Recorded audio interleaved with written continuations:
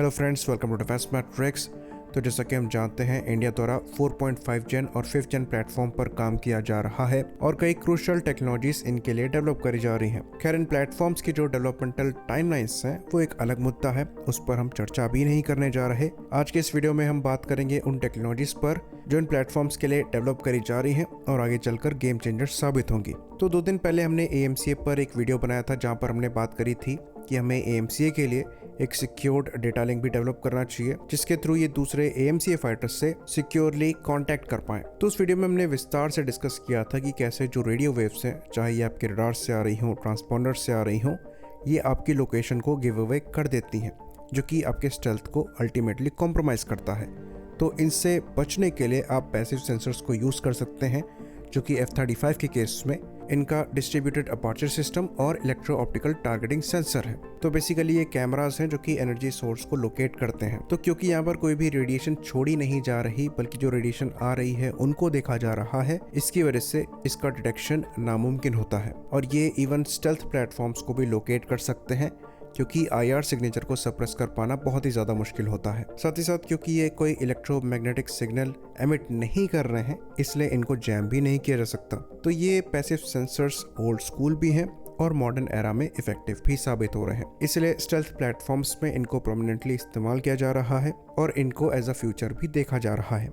Russians IRST sensors को aerial targets को track करने के लिए इस्तेमाल करते थे। ये चीज़ कई यूरोपियन एयरक्राफ्ट में भी फॉलो हुई और अब अमेरिकन्स भी इस चीज़ को किसी तरीके से इम्प्लीमेंट करने की कोशिश करने लगे, जिसके अंतर्गत पॉड बेस्ड IRST सेंसर्स को भी इंट्रोड्यूस किया गया। इंडिया की बात करें तो हमारे द्वारा भी IRST सेंसर को डेवलप किया जा रहा है तेजस मार्क 2 के लिए और Su-30 MKI के अपग्रेड के लिए।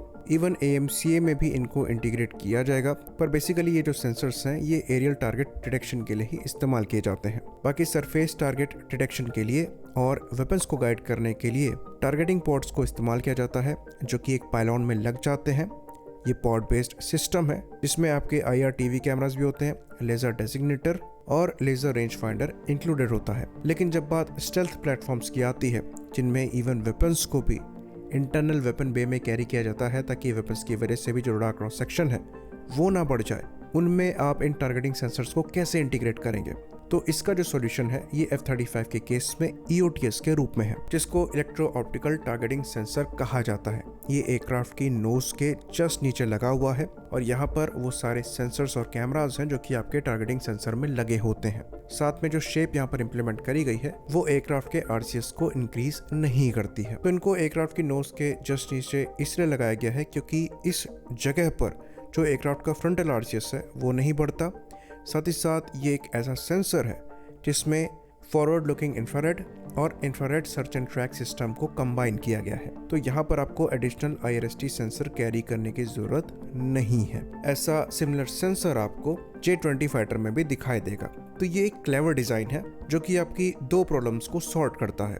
ऑल्दो IRST सेंसर के लिए बेटर पोजीशन नोज के ऊपर ही रहेगी, पर नोज के नीचे रहने से आपके सरफेस टारगेट्स भी ये सेंसर कवर कर पाता है, जो कि आपके वेपन्स को गाइडेंस प्रोवाइड करा पाएगा। तो क्या AMCA के लिए ऐसा सेंसर डेवलप किया जा रहा है?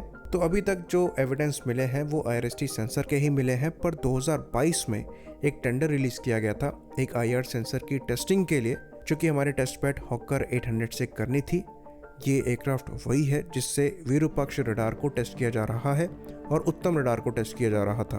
तो इस टेंडर डॉक्यूमेंट में जो IR सेंसर टेस्ट होना था उसकी जो इमेजेस थी उसमें ये सेंसर नोज के नीचे लगा हुआ था और ऐसे 2 सेंसर्स थे जो कि ये शोकेस करते हैं कि ये फॉरवर्ड और आफ्ट सेक्शन दोनों कवर करते हैं। बाकी जो शेप यहाँ पर शोकेस करी गई थी ये बिल्कुल वैसे ही थी जैसे कि F-35 के EOTS की है। तो ये IRDE द्वारा ही डेवलप किया जा रहा है, यानी कि instruments research and development establishment, जिनके द्वारा IRST सेंसर भी डेवलप किया जा रहा है। और IRST सेंसर की भी जो टेस्टिंग है वो इसी पर्टिकुलर एयरक्राफ्ट से होनी है। तो फिलहाल ये क्लियर एविडेंस नहीं है कि ये सेंसर्स आमका मार्क 1 से ही लग कर आएंगे। हो सकता है आमका मार्क 2 से इनको लगाया जाए, पर क्योंकि AMCA मल्टी रोल फाइटर होने वाला है और air to surface role perform करेगा, तो उस केस में ये सेंसर काफ़ी ज़्यादा ज़रूरी हो जाता है। क्योंकि अगर टारगेटिंग पॉड कैरी किया जाता है सरफेस अटैक्स के लिए भी, तो वो स्टेल्थ कैरेक्टरिस्टिक्स को कॉम्प्रोमाइज़ करेगा। जो कि AMCA के पूरे पर्पस को ही बीट कर देता है। तो ये काफ़ी अच्छा डेवलपमेंट है और काफ़ी अच्छी बात है कि हम यहाँ पर भी काम कर रहे हैं। आई होप इन्फॉर्मेशन यहाँ पर क्लियर रही हो। इसी बात पर इस वीडियो को हम ख़त्म करेंगे। लाइक करिए, सब्सक्राइब करिए। जय हिंद।